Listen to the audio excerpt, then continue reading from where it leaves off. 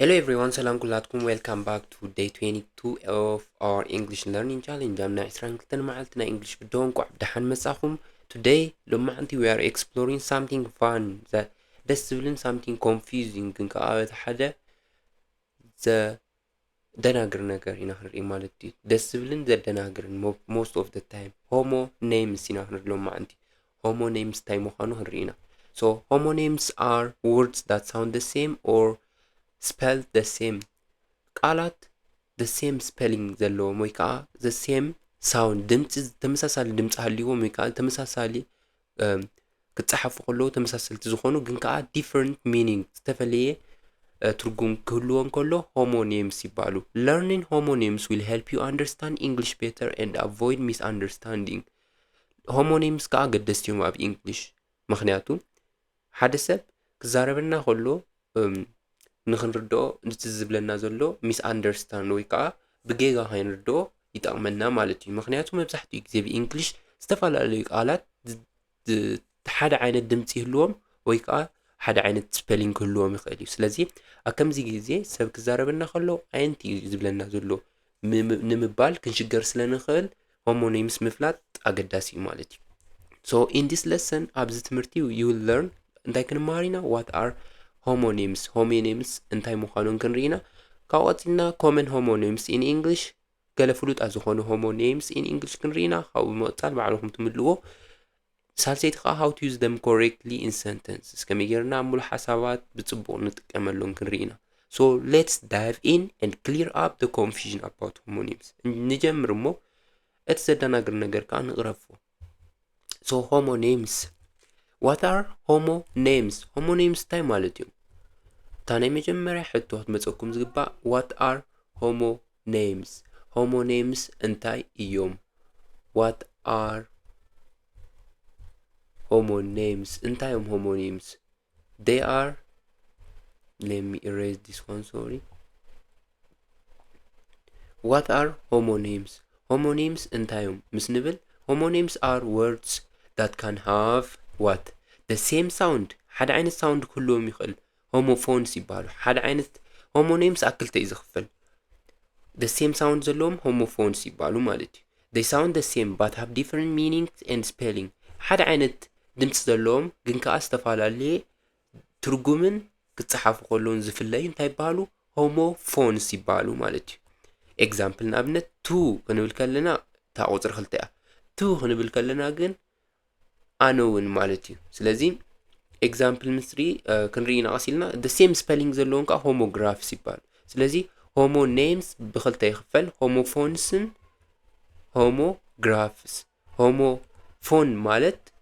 ዝተመሳሰለ ድምፂ ዘለዎም ተመሳሳሊ ድምፂ ዘለዎም ግን ከዓ ዝተፈለየ ትርጉምን ኣፀሓሕፋን ዘለዎም ማለት እዩ። homographs ዝበሃሉ ከዓ spelling the same ዘለዎም but different meaning ተመሳሳሊ spelling ዘለዎም ግን ከዓ different meaning ፍሉይ ዝኾነ ትርጉም ዘለዎም ማለት እዩ። ንኣብነት ባት እንተልና ምንካዕ ማለት እዩ። an animal ታ እንስሳ መንካዕ ባት ትበሃል።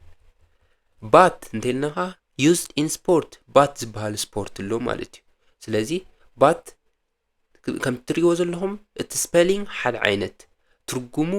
ዝተፈለየ ኣደማምፁ ሓደ ዓይነት ግን ከዓ ትርጉሙ ዝተፈላለየ ማለት እዩ። ስለዚ homographs ማለት the same spelling the same sound ዘለዎም ኮይኖም ግን ከዓ ትርጉም ዝፍለዩ ማለት እዩ። ስለዚ homonyms can sometimes be tricky ከደናግሩና ይኽእሉ እዮም but with few examples you will see how easy they are used. ምስም ዝስዕቡ ኤግዛምፕላት ግን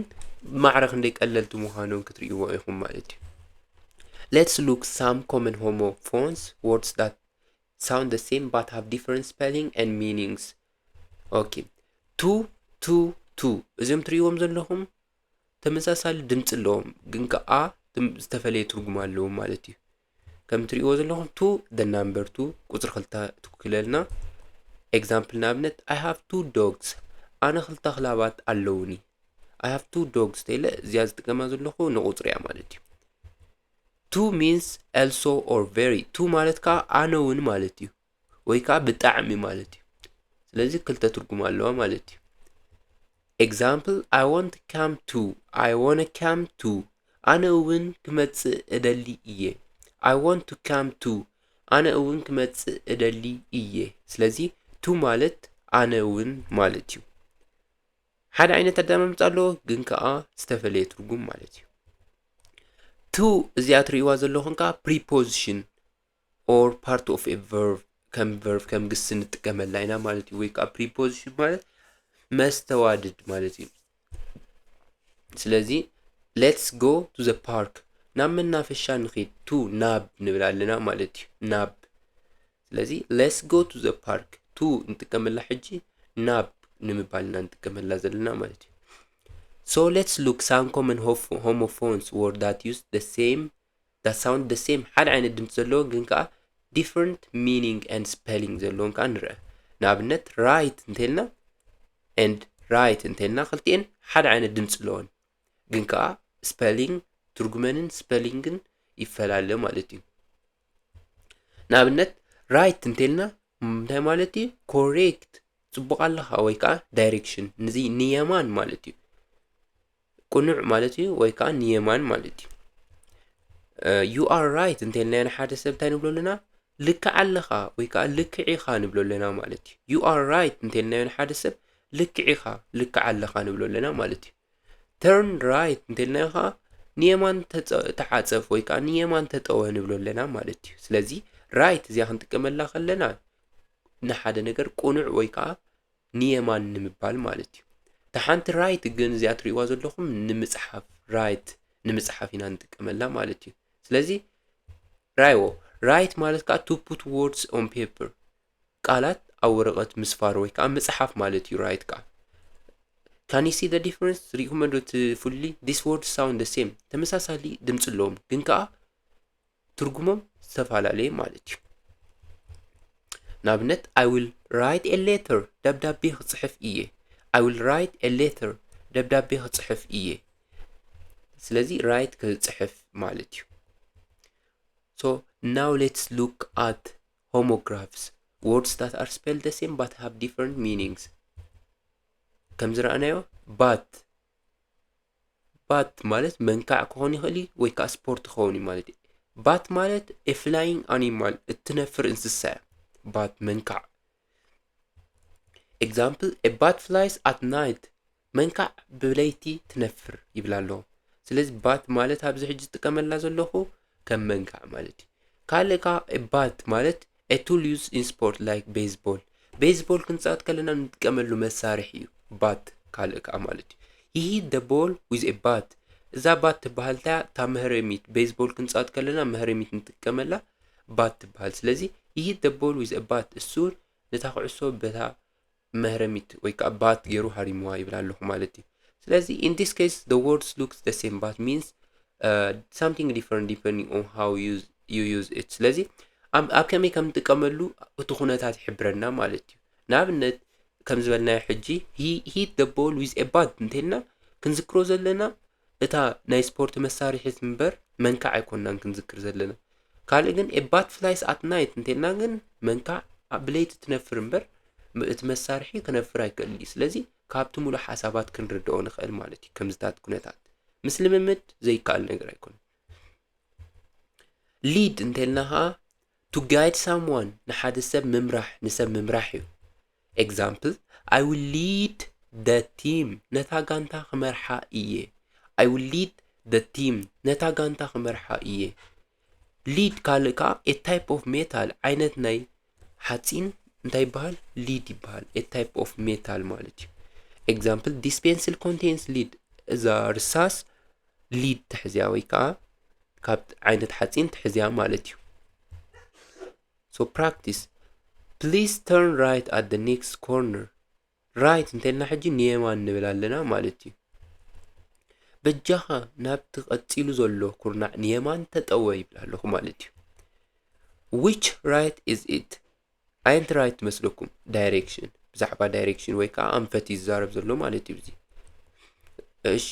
እዚ ጋር ደግሞ ኣብዚ ከዓ እንታይ ይብለና ኣሎ I saw a bat flying in the sky መንካዕ ኣብ ሰማይ ክትበርር እያ ይብላ ኣሎ ሓንቲ መንካዕ ኣብ ሰማይ ክትበርር ከላ ርእያ ስለዚ ታ እንስሳ ምዃና ይነግረና ኣሎ ማለት እዩ which bat is it the animal እታ እንስሳ ምዃና remember homonyms rely on context to show their meaning ስለዚ መብዛሕትኡ ግዜ ኣብቲ sentence ኢና ንውከል ማለት እዩ ትርጉም ንምሃብ sentence I need to write a letter እንተልና ደብዳቤ ክጽሕፍ ይደሊ ኣለኹ እንተልና እዛ write ትብዘላ ንምጽሓፍ ትውክለና ማለት እዩ to put words on paper ቃላት ኣብ ሓደ ነገር ምንምቕማጥ ትሕብረልና ኣላ ማለት እዩ common mistakes with homonyms many learners confuse homonyms because they sound or look the same ብዙሓት ተማሃሮ homonyms بهomonyms ይደናገሩ እዮም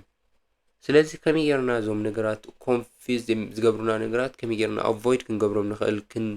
ክንቀርፎም ንኽእል ምስ ንብል listen to the context net is bahal zolo ክንሰምዖ ይግባአና when you hear a word that sounds like a homonym think about the meaning based on the sentence ካብቲ ሙሉ ሓሳባት ተበጊስና ትርጉም ክንህብ ንፈትን እምበር ቀጥታ ክንህብ ኣይንኽእልና ማለት እዩ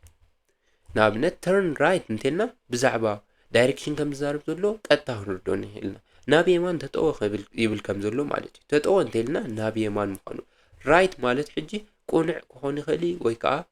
ተጠወ right ንየማን ክኾን ይኽእል ስለዚ መብዛሕትኡ ግዜ ምስቲ ሙሉእ ሓሳባት ክንከይድ ይዝግበአና check the spelling in writing እንተልና check the spelling in writing spelling ክንርኢ ይግበአና ማለት እዩ look at the spelling to know the difference between words like to spelling ንርኢ ምሾ ኣየንቲ ምዃና ክንፈልጣ ንኽእልና ማለት እዩ to ታቁፅርያ to እዚኣ ከዓ ኣነ እውን ንምባል ማለት እዩ practice will help you get better at spotting homonyms quickly ስለዚ ምስ ልምምድ ከመይ ጌርኩም ከምቲ ፈልይዎ ቀሲሉ ክርድኦኩም ብቐሊሉ ወይ ከዓ ብሓደ መዓልቲ ትፈልጥዎ ነገር ኣይኮነን ምስ ልምምድ ዝመጽእ ነገር እዩ conclusion ኣብ መወዳእታ እንታይ ክብል ይኽእል you have learned ወይ ከዓ ሎማዓንቲ ጽቡቕ መዓልቲ ነይሩ our some work today and you have learned what homonyms are homonyms እንታይ ምዃኖም ተማሂርና ኣለና common homonyms homophones and homographies homophones homographs እንታይ ምዃኖም ርኢና how to use context to understand their meaning ከመይ ጌርና ሙሉእ ሓሳባት ክንፈልዮም ንኽእል እውን ርኢና homonyms can be tricky confuse ክገብሩና ይኽእሉ እዮም ከዳናግሩና ይኽእሉ እዮም ግን with practice ምስ ልምምድ you will master them in no time እንድሕር ተለማሚድኩም ኣብ ሓፂር ግዜ ክትለምድዎም ትኽእሉ ነገራት keep practicing ምልማድ ኣይትረስዑ and soon you will be or you will know exactly how to use them in everyday English ከመይ ጌርኩም ኣብ መዓልታዊ ናይ እንግሊሽ ስርኩም ከም ትጥቀምሎም ክርድኦኩም ማለት እዩ don't forget to subscribe ምግባር ኣይትረስዑ share ከዓ ነቶም ካልኦት ሰባት ክመሃሩ ትደልይዎም ሰባት share ምግባር ኣይትረስዑ see you in the next challenge ኣብ ዝቕፅል ቪድዮ ይራኸበና ይቐኒለይ